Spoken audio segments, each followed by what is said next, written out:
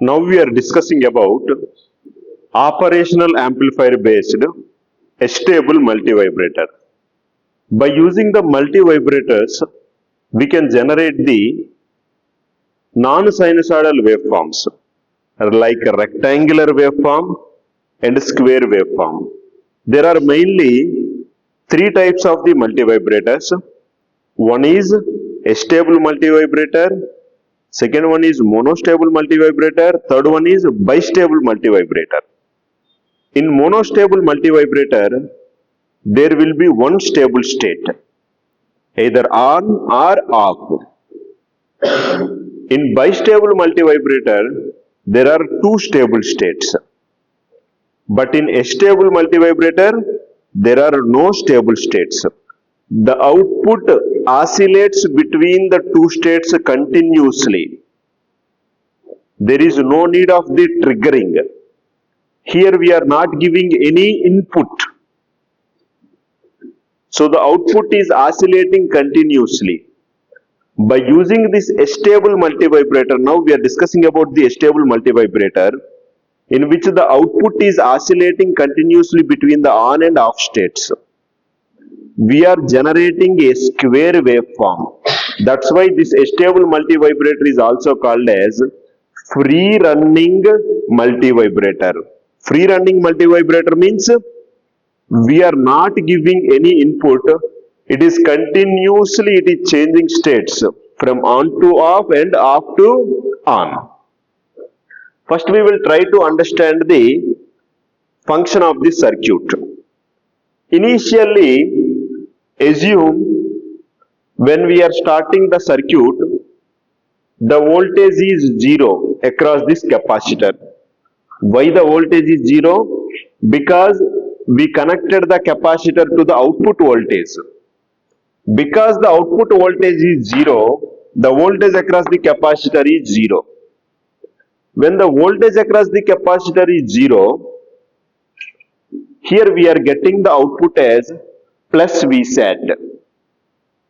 Okay, now assume that here the output now is plus Vsat. This capacitor is charging through the resistor R by using this plus Vsat. Slowly this capacitor is charging.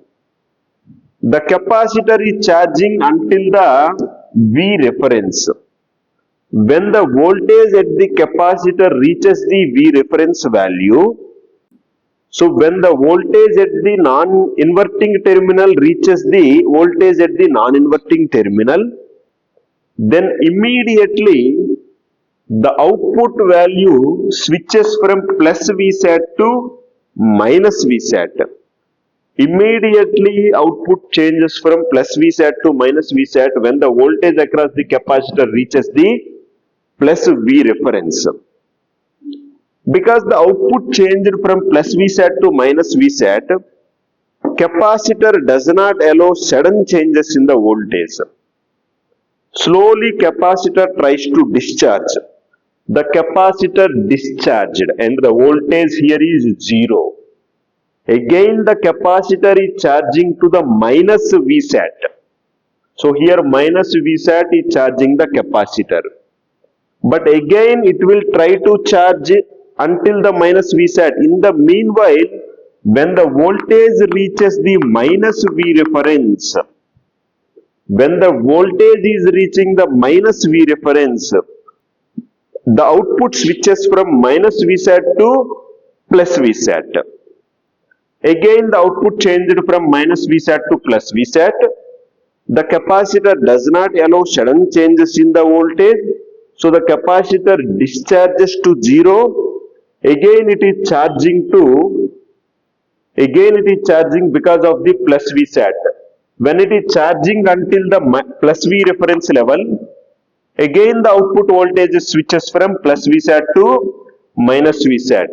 This process continuously happens.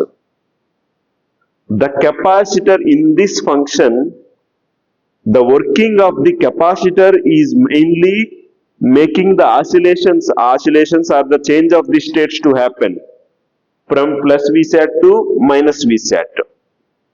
When the voltage at the capacitor crosses the plus V reference, then the output will be minus V sat. When the voltage across the capacitor crosses the minus V reference, then the output is plus V sat. So this reference voltage V reference value we are giving, this is equal to V saturation into R2 by R1 plus R2. We are also calling this as plus beta V sat. Minus V reference similarly minus V sat into R2 by R1 plus R2.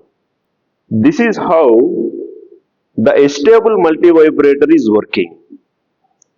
We have discussed when the voltage, the capacitor is charging mainly because of the output voltage, but the output voltage is changing in two states, either plus V sat or minus V sat. Output only you observe in two states, plus V sat or minus V sat.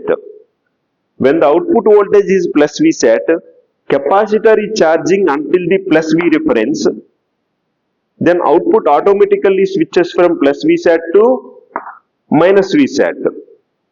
And again capacitor when it is charging until the minus V reference, output switches to plus V sat. This process happens continuously. Now the question is, what is the time period? You observe here, how much ever on time is there, off time also same time. So this is a square wave.